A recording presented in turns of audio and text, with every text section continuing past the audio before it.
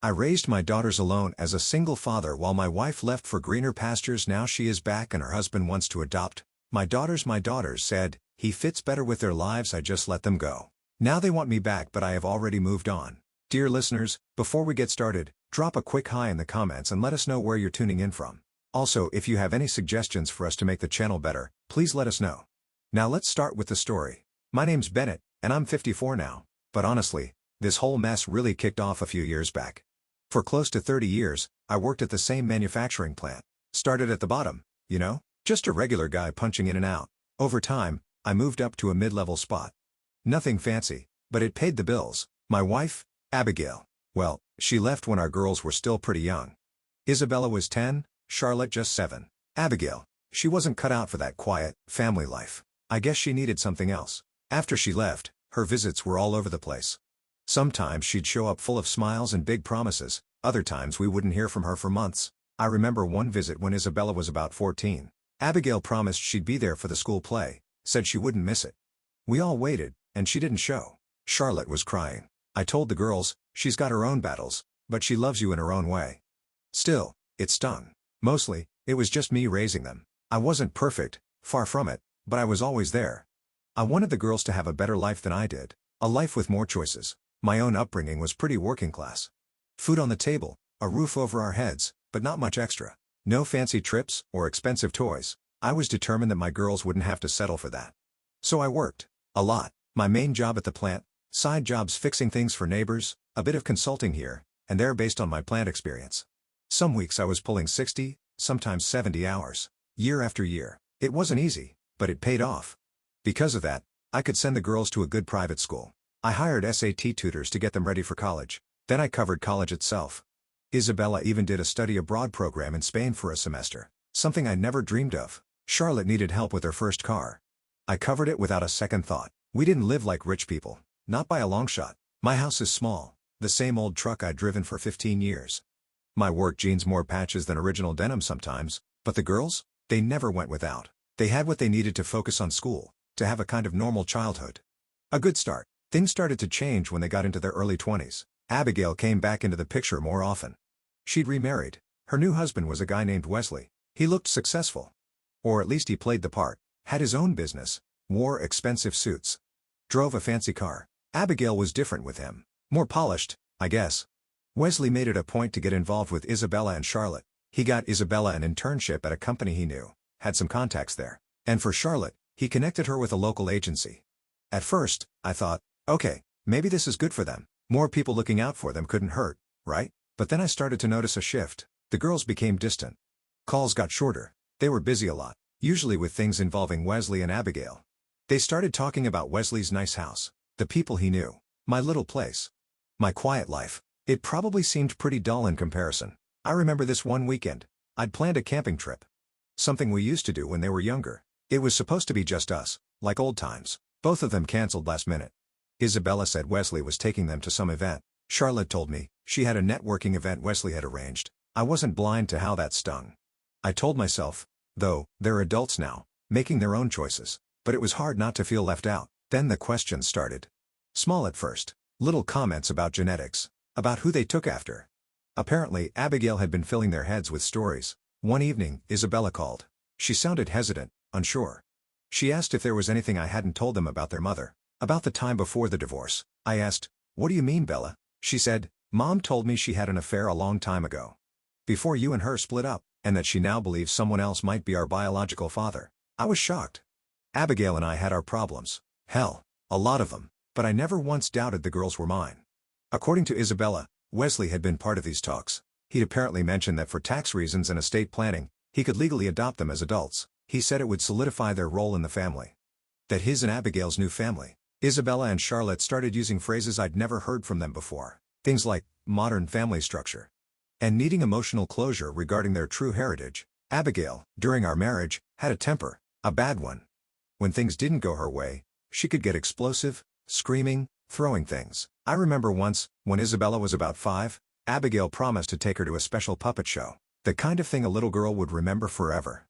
But the day before, Abigail got a call from a friend, inviting her on a weekend trip to the city. The puppet show? Completely forgotten. When I tried to bring it up, how disappointed Isabella would be. Abigail just flew into a rage. She accused me of holding her back, like I was the one standing in her way. I could still see it clearly. Isabella, just a little girl, terrified, caught in the middle. That was Abigail. All drama, and broken promises.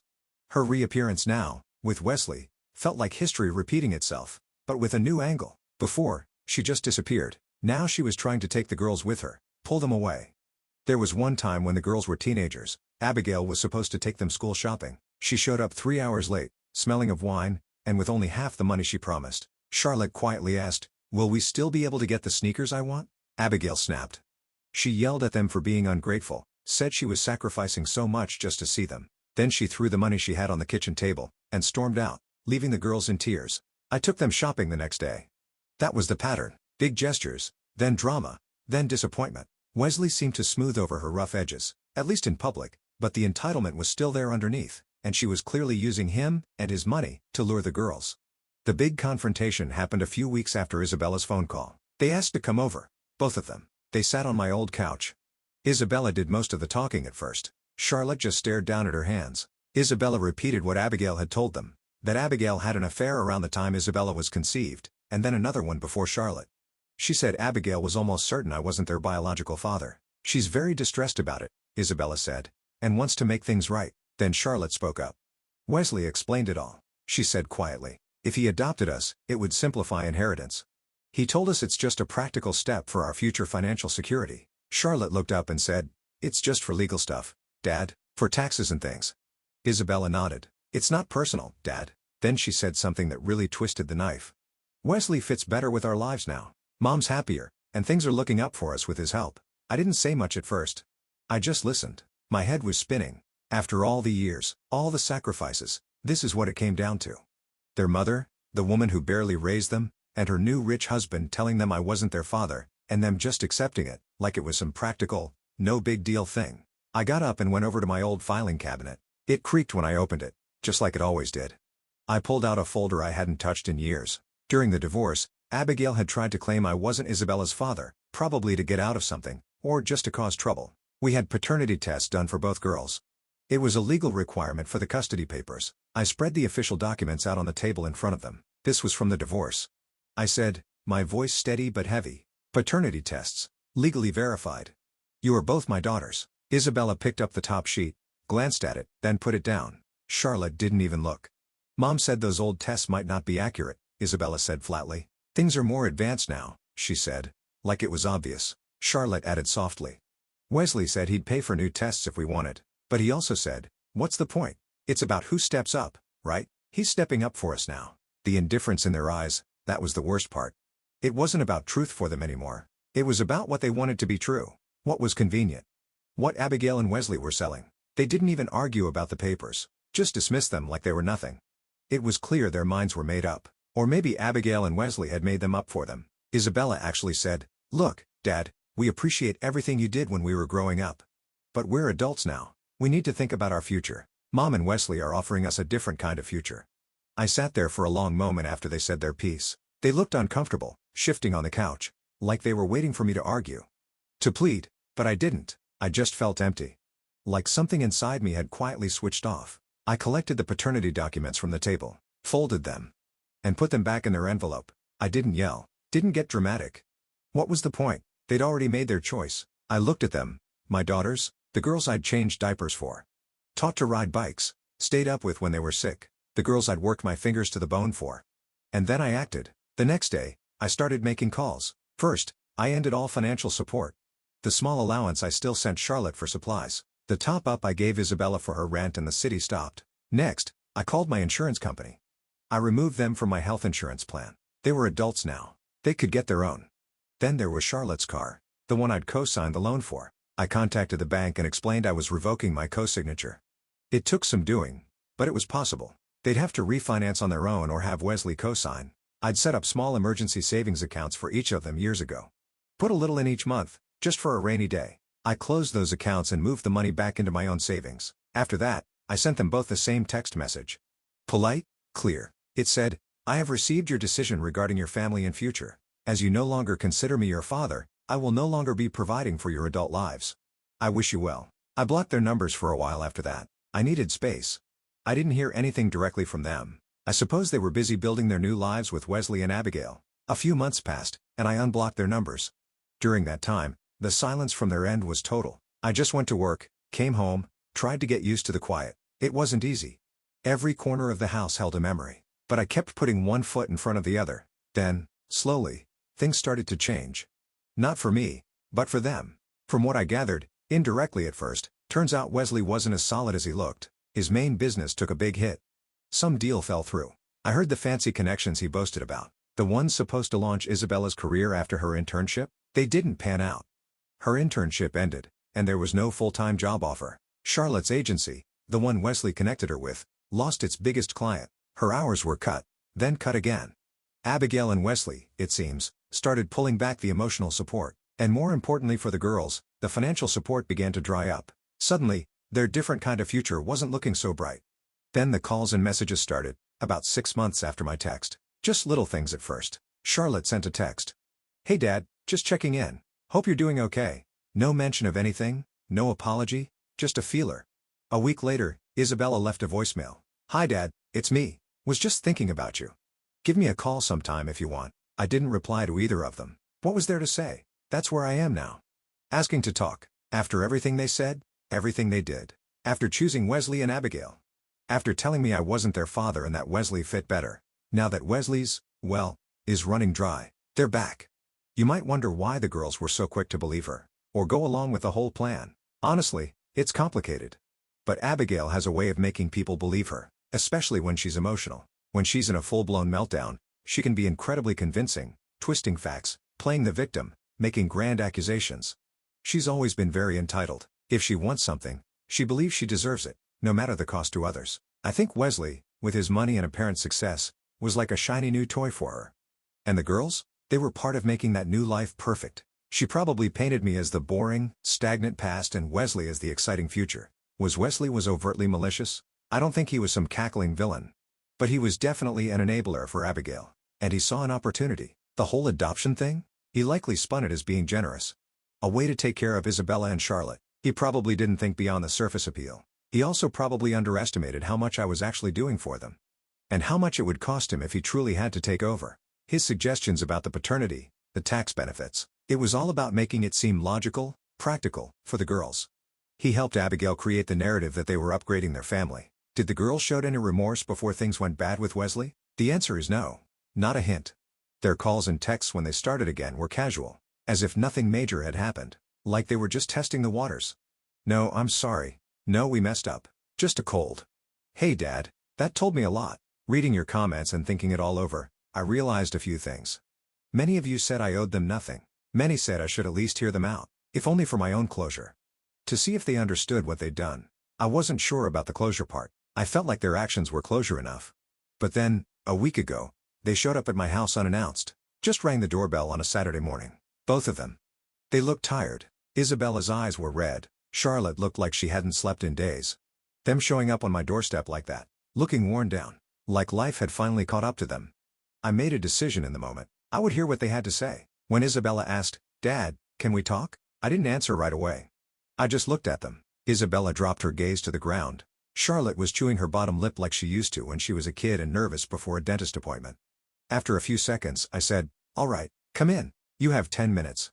That clearly surprised them. Maybe they expected me to slam the door. Maybe they braced for shouting or tears. But I just turned and walked back into the house. They followed me into the living room, the same room where they once told me that Wesley fit better. I didn't offer them a seat. I stood. They stood awkwardly in the middle of the room. Like kids about to be scolded by the principal. Isabella started. "Dad, we messed up. Really badly." Charlotte nodded, her eyes already glistening. "We were so stupid," she whispered. Isabella kept going. "Mom, she was so convincing. And Wesley, he made everything sound so good. Like this amazing new life was waiting for us." She looked up at me then, searching for something in my face. "I think I wanted to believe it, Dad. I wanted to believe that things could be easy, exciting. A fresh start. So that's what it was about. A fresh start. From their actual life. From me. Good to know." Charlotte's voice cracked as she spoke next. "I just wanted to feel like I was part of something successful. Wesley seemed so successful.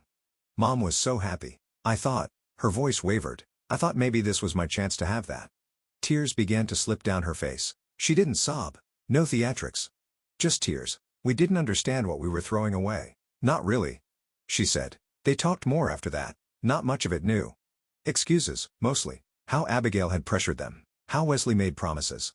How they'd felt overwhelmed, swept up in it all. And how, now, things with Abigail and Wesley were terrible. Abigail was apparently making their lives hell.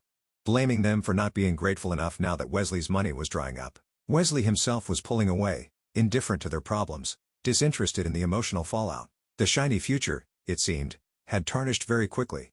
I didn't say anything. I didn't interrupt. I didn't offer Charlotte a tissue or put a hand on Isabella's shoulder. I just listened. My face, I imagine, gave away nothing. When they finally wound down, they looked at me. Hopeful, scared, waiting for something. Maybe forgiveness, maybe a crack in my armor. I took a slow breath. And then I spoke, calm and even. So let me see if I understand. Your mother, a person who abandoned you and broke her promises your entire childhood, told you I wasn't your father. Her new husband, a man you barely knew, offered to adopt you to save on his taxes and make his new family look complete. And you both, my educated adult daughters, decided this was a good plan. They both flinched, like my words had physically struck them. Good. I wasn't trying to be cruel, but I wasn't here to coddle either. I continued, keeping my voice even. You say you wanted a fresh start, Isabella? A fresh start from what? From the father who worked 70 hours a week to give you everything? She didn't answer. She just stood there, eyes red, mouth trembling. I turned to Charlotte. You wanted to be part of something successful. Was my life, my sacrifices for you, not a success in your eyes? Charlotte's shoulders shook as she started to cry more openly. No, Dad, it's not. It's not that. You didn't mean, I cut her off. Calm still, but sharp. What did you mean when you looked at legal proof of your paternity and dismissed it? What did you mean, Isabella, when you told me Wesley fits better with your lives now? You were very clear then, Dad.